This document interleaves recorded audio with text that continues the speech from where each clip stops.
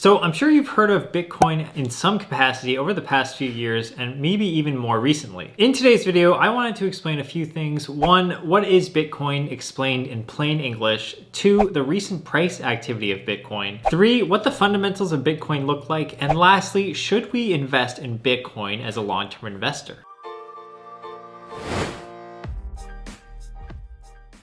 Welcome back to my channel. My name is Humphrey Yang, and here we talk all things personal finance. So in today's video, we're going to talk about Bitcoin. And also, if you're just watching this like 2 or 3 years in the future and you don't really want to watch the recent price commentary because it's no longer relevant to you, then you can just skip to the other sections in the video. And I'm going to leave timestamps here on the screen for you guys so that you can do that as you wish. Now, when it comes to finances and investments here on the channel, I'm a little bit more conservative as they come. And so whenever I'm looking at a new investment, I'm looking at it and I'm thinking, okay, can I hold this for a long time? And if I do hold it for a long time, will I see a return? So naturally, when I saw Bitcoin's price surging in the past 2 months, it was hard to not pay attention to it. To figure if we should even pay attention to Bitcoin and hold it in our portfolio, we need to first answer the question, what is Bitcoin? Because we need to understand the investment before actually investing in it. So what is Bitcoin in plain English? Simply put, it's a decentralized digital currency, but what does that mean? Before Bitcoin, the only way to transfer money digitally was through a bank. So think of something like PayPal, Venmo, or Zelle. You have to go through an intermediary bank to get those transactions to go from one person to another. And in those transactions, you need that financial institution, whether that's a bank or PayPal, to actually validate those transactions for you. So an example for you, let's say you pay your friend Jeff through Zelle online. Basically, Jeff's bank is going to give him a credit of $100, and then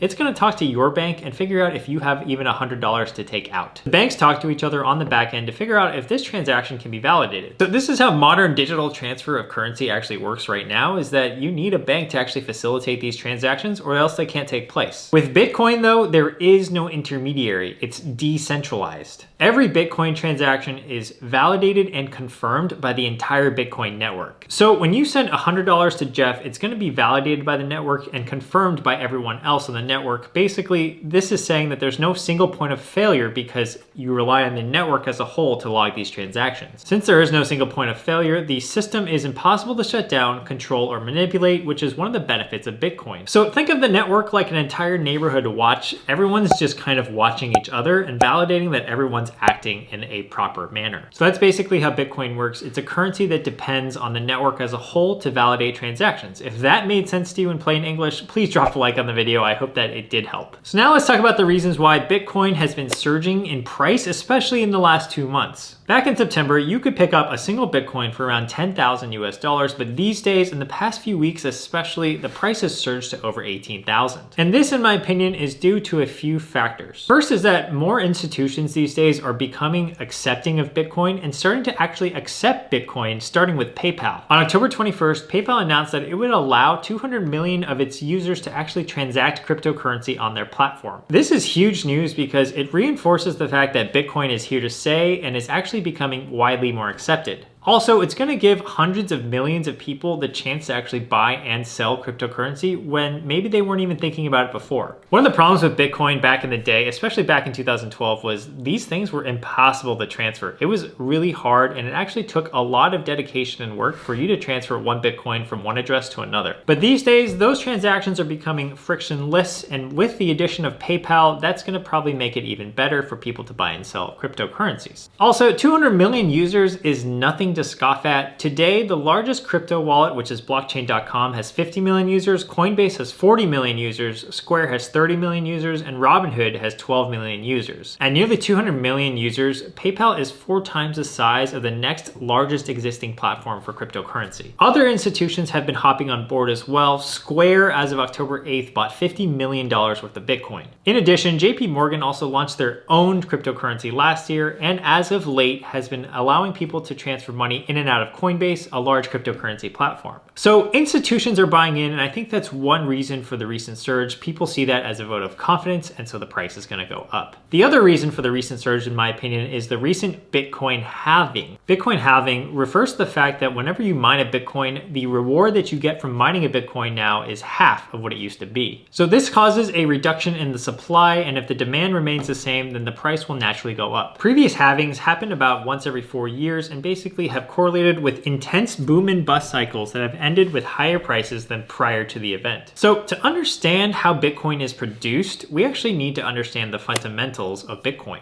First of all, there will only ever be 21 billion Bitcoins produced, and as of right now, there are 18.5 million in circulation. Now, that makes it seem like we're not too far off from reaching the full capacity of a Bitcoin, but the truth is that the halvings occur around every 4 years, and so that means the estimated time for all the Bitcoin to be mined is going to be actually the year 2140. Bitcoin has a finite supply, and because it has a finite supply, in a way, it's kind of like a real estate asset class. I mean, think about land. There's a finite supply of land, and so that's how I'm kind of thinking about it right now. Since more of it can't be produced after a certain amount of time, basically, as long as the demand keeps growing for it, the supply will stay the same, so the price will naturally go up. The reason Bitcoin has value is partly due to the fact that transaction costs on the Bitcoin network cost less than credit cards. It's really hard to obtain, and if the demand of Bitcoin exceeds the rate at which it can be produced, then the price is just going to go up. Another reason is that if you believe that currency is going to change in some sort of fundamental way in the future, then Bitcoin is a pretty good hedge against that outcome. Think about how currency has evolved in the past couple hundred of years. It used to be that we used to trade things like wheat,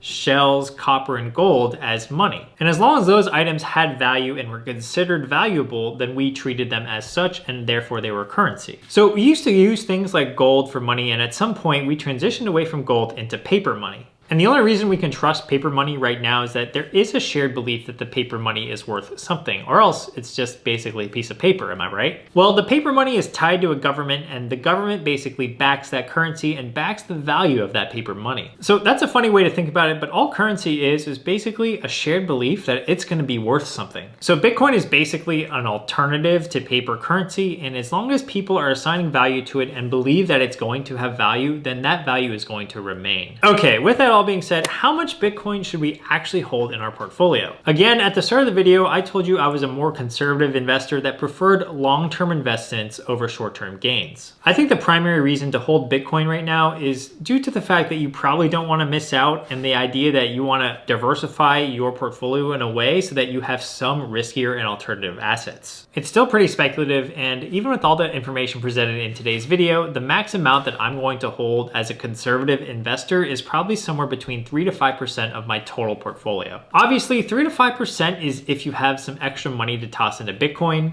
If you have more pressing issues like huge amounts of debt, I would actually prioritize those first, and I have a lot of videos on my channel about building a solid financial foundation. Now with cryptocurrency, there are a lot of alternative coins that you can choose from, but I would stay away from all of them except for Bitcoin and maybe Ethereum. Ethereum is the second largest coin by market cap, and it's actually very compelling because it offers something called smart contracts. And smart contracts have way more real world applicability in the future, but that's for another video. In today's video, I just want to talk about Bitcoin. If you are looking for a place to invest in Bitcoin, I would probably suggest Coinbase. It's the most widely used platform, and it's also the easiest to use platform, and I'll leave a link to that in the description below. My goal is to get you guys to financial independence and financial literacy as fast as possible, and Bitcoin is something that's not really easily understood, so I hope that this video helped you out.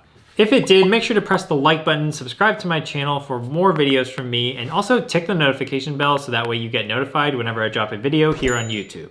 Feel free to follow me on Instagram. My handle there is Humphrey Talks. If you're ever just bored scrolling your phone and you want to come see me, that's where I'll be. Also, if you'd like 2 free stocks from Webull, valued up to $1,600 when you deposit $100, the link for that is in my description below as well. And lastly, thank you to all my Patreon supporters. I really appreciate you guys all watching me and supporting me. So I will see you guys in the next video, which is coming up here shortly. And let me know any feedback or comments that you have for this video. Okay, see ya.